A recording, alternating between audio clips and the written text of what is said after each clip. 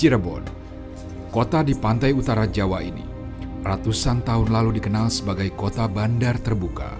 Nama Cirebon sendiri dapat dirunut dari kata caruban, yang berarti tempat pertemuan atau persimpangan jalan. Caruban juga bisa dipahami berasal dari kata caru atau campuran. Jejak pertemuan dan percampuran beragam budaya itu terbentang jauh sampai masa lalu. Di masa kini, Cirebon lebih dikenal dengan peranan penting dalam penyebaran Islam di tanah Jawa dan Nusantara.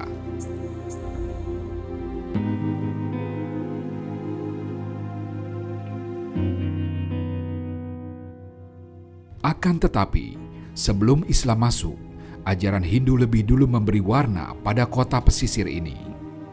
Sejarah mencatat, Cirebon adalah bagian dari Kerajaan Pajajaran. Di kota Cirebon, catatan sejarah itu bisa dilihat jelas dengan keberadaan patung-patung macan putih yang merupakan lambang Kerajaan Pajajaran, dan patung Nandi yang merupakan lambang agama Hindu di masa itu. Surutnya Kerajaan Pajajaran dibarengi kehadiran para wali yang melakukan syiar Islam di tanah Jawa, mengubah peradaban Cirebon.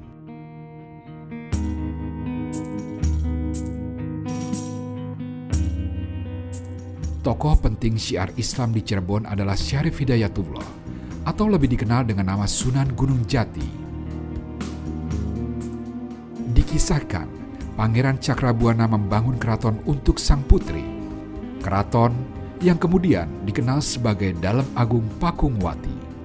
Keraton inilah yang menjadi cikal bakal keraton Kesultanan Cirebon yang kental dengan nilai keislamannya. Meski kini sudah tidak lagi utuh, peninggalan Keraton Pakungwati masih tampak dari 7 ruang bangunan dengan fungsi masing-masing.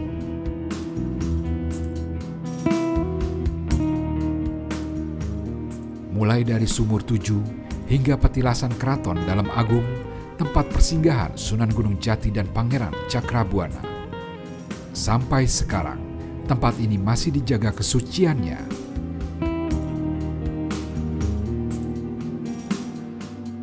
Kalau sekarang ya itu para pengunjung atau para tamu jadi suka mandi di sini atau wudhu ataupun cuci muka, dan kadang-kadang suka bawa ke rumah.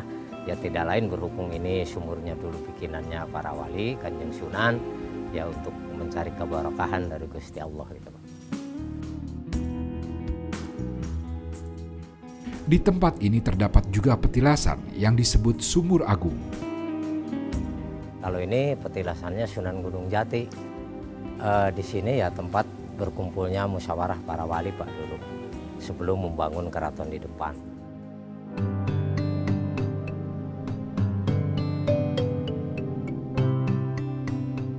Keraton Cirebon adalah komplek besar dengan luas lebih dari 25 hektar. Kawasan keraton dikelilingi pagar berbata merah. Bangunan utama pertama adalah Siti Hinggil. Memiliki ciri khas arsitektur Majapahit. Bangunan ini terlihat sangat kuno dengan susunan bata merahnya. Masuk ke dalam keraton, bangunan-bangunan yang ada memiliki bentuk yang beraneka, sesuai dengan fungsi perkembangan keraton itu sendiri. Keraton Kasapuhan yang menjadi pusat kekuasaan Cirebon di masa Sunan Gunung Jati memiliki jejak sejarah yang sangat kaya. Pengaruh budaya Arab dan Cina menjadi penanda akulturasi dan harmoni yang telah berlangsung sejak masa lampau. Dikisahkan, Sunan Gunung Jati bukan hanya menuntut ilmu sampai ke Mekah, namun juga masih memiliki darah atau keturunan Mesir. Sementara, pengaruh budaya Tiongkok diriwayatkan berkait dengan perjalanan dan kemudian pernikahan Sunan Gunung Jati dengan seorang putri Cina bernama Putri Ong Tin. Bukan hanya pengaruh yang bersifat fisik, keberagaman budaya itu juga menjabarkan nilai dan filosofi kehidupan. Bangsal Prabayaksa ini usianya 400 tahun, masih asli, masih original, hanya catnya yang sudah tentunya mengalami perbaikan-perbaikan. Dan di sini ada relief, namanya relief Dangdang Wulung Manukeduwong Kembang Kanigaran. Ini kembang kanigaran itu adalah bunga kenegaraan, bagaimana tentunya seorang pemimpin itu harus mengayomi negaranya, bangsanya dan tentunya masyarakatnya gitu. Dan seorang pemimpin juga harus seperti buah manggis dan harus seperti buah delima. Seperti buah manggis adalah bahwa buah manggis itu kalau di luar kelopaknya ada 5, berarti di dalam juga isinya ada 5. Jadi seorang pemimpin harus seperti buah manggis, yaitu harus jujur. Ucapan dan dalam hati, dalam perbuatan harus sama. Dan ini buah delima itu adalah filosofinya bahwa di dalam kehidupan kita harus juga berpegang teguh kepada salah satu surat yang ada di Al-Quran, yaitu yang dalnya ada 5, yaitu surat Al-Ikhlas. Nah, itulah seorang pemimpin, bahwa kita harus berakhlak gitu, dan kita juga harus memperhatikan silaturahmi ke bawah. Nah, inilah Dangdang Wulung Manukeduong Kembang Kanigaran yang ada di Keraton Kasepuhan Cirebon. Keraton Kasepuhan Cirebon juga masih menyimpan rupa-rupa benda pusaka yang memiliki nilai sejarah. Benda-benda pusaka keraton itu bisa dilihat di Museum Keraton Kasepuhan. Tak kurang 2.000 koleksi benda pusaka masih terjaga keasliannya, mulai dari keris peninggalan Kerajaan Galuh di abad ke-13, Kerajaan Pajajaran, hingga keris peninggalan Sultan Sepuh I. Satu catatan menunjukkan lebih dari separuh barang-barang pusaka berupa senjata merupakan peninggalan Sultan Sepuh ke-5, Sultan Saifuddin Matangaji dari abad ke-16. Separuh barang-barang pusaka berupa senjata merupakan peninggalan Sultan Sepuh ke-5, yaitu Sultan Saifuddin Matangaji dari abad ke-16. Senjata-senjata ini adalah peninggalan penting yang menunjukkan perlawanan Kesultanan Cirebon dalam melawan kolonialisme Belanda. Sebagai bandar terbuka, Cirebon memang memiliki posisi strategis. Kekuatan militer dan perangkat keprajuritan jadi elemen penting untuk mempertahankan diri dan menjaga eksistensi kesultanan, termasuk melawan armada Eropa. Itulah sebabnya perlengkapan perang mendapat perhatian khusus di Kesultanan Cirebon, dan kini jadi salah satu koleksi utama Museum Benda Kuno. Koleksi persenjataan dan peralatan perang ini dibuat sendiri secara khusus, hadiah atau tanda persahabatan dan perdamaian.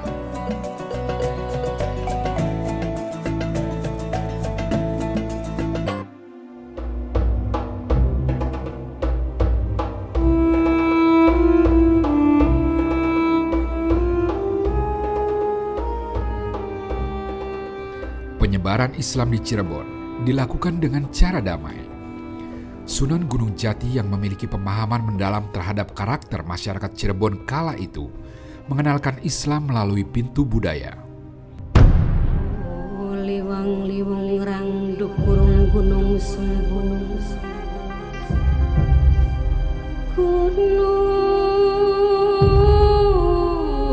Jati Gunung Amparan, kang sejatine saja jare lawang sana, kang jagene.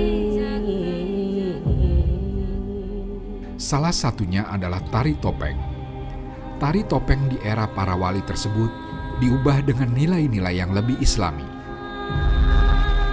Topeng itu sendiri diciptakan oleh Wali Songo dengan menggambarkan manusia yang lebih utuh.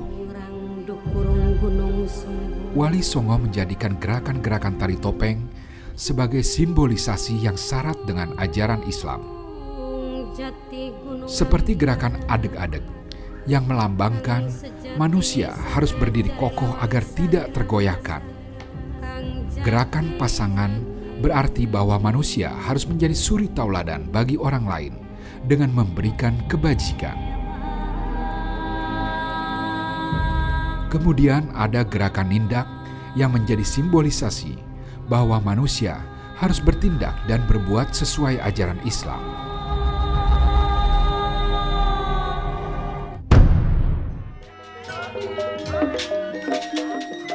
Adapun pengiring tari topeng seperti alunan bonang, gamelan, dan gong juga diiringi dengan senandung asma ilahi.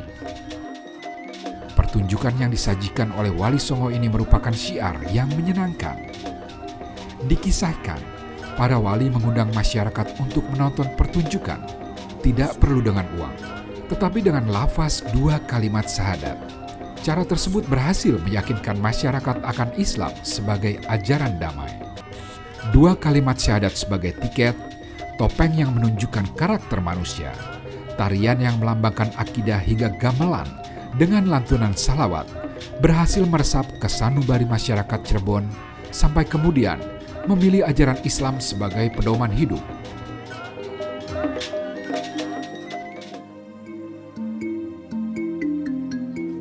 Sebagai salah satu kesultanan Islam terpenting di Nusantara, Keraton Cirebon memiliki rupa-rupa peninggalan dengan pengaruh Islam yang kuat.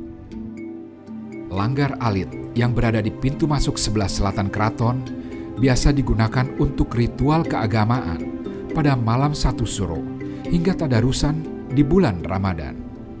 Bangunan ini memiliki keistimewaan tihang di tengahnya atau sakat tunggal. 1 tihang disangga 4 penyangga tihang lainnya sebagai simbol bahwa agama Islam terdiri dari 4 mazhab, 4 imam utama, ada Imam Hanafi, Maliki, Hambali, dan Syafi'i, yang tujuan sama merujuk kepada Nabi Muhammad Rasulullah SAW. Dan ini juga sebagai simbol dalam pengertian Jawanya bahwa manusia ini tercipta dari 4 unsur anasir, api, angin, air, dan tanah. Pancernya adalah roh yang ditiupkan. Ini gaya ukirannya pengaruh dari Mojopahit, karena Cirebon ini keratonnya dibangun pada masa Pangeran Cakrabuana, awalnya dikembangkan oleh Sunan Gunung Jati dengan arsitek namanya Raden Sepat dari Mojopahit. Nah, juru ukirnya ada yang bernama Kinataguna dan Kitataguna.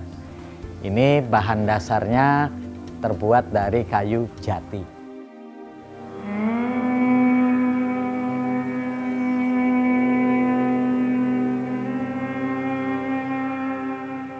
Setiap hari Kamis selepas asar, kuncen dari petilasan Pakungwati mengelilingi keraton dengan membawa dupa yang berisi kayu-kayu wangi yang dicampur dengan kemenyan. Proses ini memiliki fungsi real dan simbolik. Asapnya berfungsi sebagai pewangi, pengusir kutu dan rayap, sekaligus menandakan bahwa keesokan harinya merupakan hari penting umat Islam, yakni hari Jumat.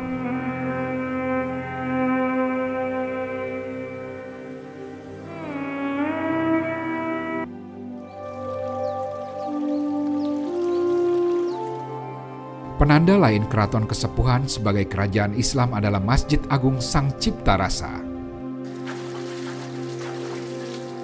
Masjid ini menjadi saksi dan penanda berkembang pesatnya Islam di kota Cirebon.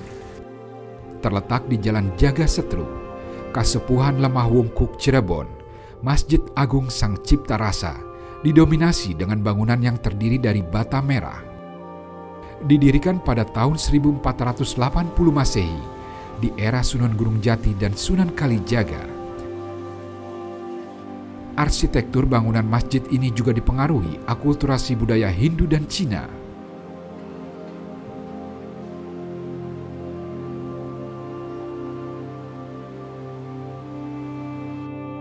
Yang unik, pintu masuk ke bangunan utama teramat kecil. Hal ini memiliki arti, setiap orang yang masuk harus membungkukkan diri sebagai penghormatan pada rumah Allah. Adapun tempat imam sholat merupakan batu putih dengan ornamen bunga teratai yang tampak seperti akulturasi budaya Hindu. Keunikan lain dari Masjid Agung Sang Cipta Rasa bisa ditemukan pada saat ibadah hari Jumat. Jumatan di masjid ini ditandai dengan azan pitu atau azan 7. Maksudnya, 7 orang muazin dari keraton mengumandangkan azan secara bersamaan.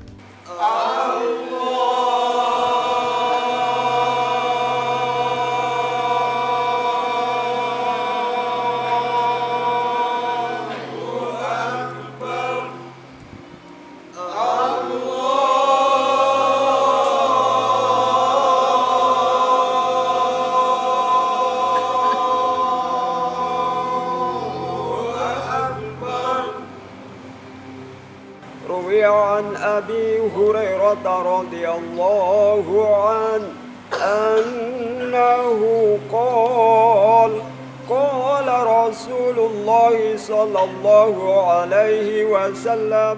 Khutbah juga spesial, hanya menggunakan bahasa Arab secara keseluruhan. ويا أيها العالم تقرب بعلمك إلى الله وارجع على المقدر عما افتراه قبل الوقوف بين يدي الله غدا. Meski sempat mengalami beberapa kali pemugaran, Masjid Agung Sang Cipta Rasa tetap berdiri kokoh sebagai penanda kejayaan Islam di Cirebon dari zaman dulu hingga saat ini.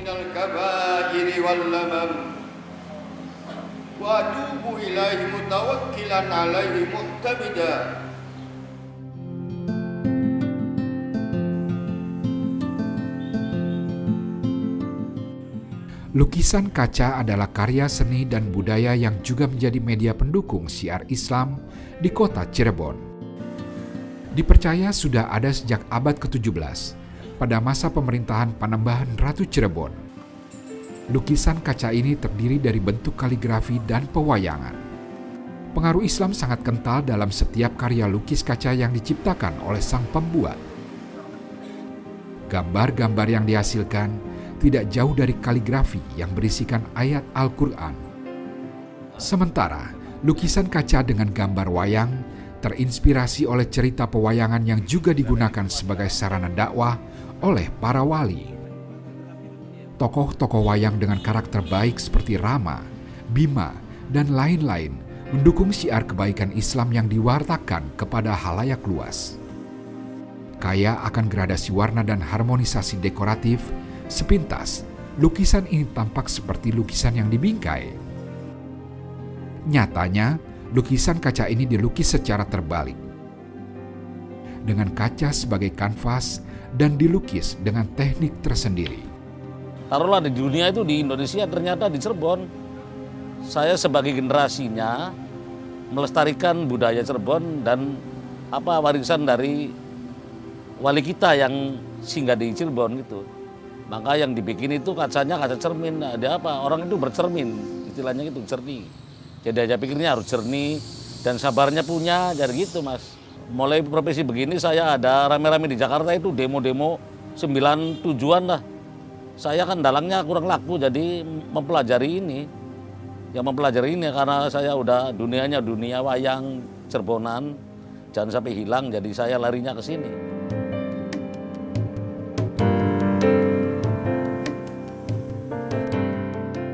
Arta Suparta, pria asli Cirebon ini, menekuni seni lukis sejak awal tahun 2000-an.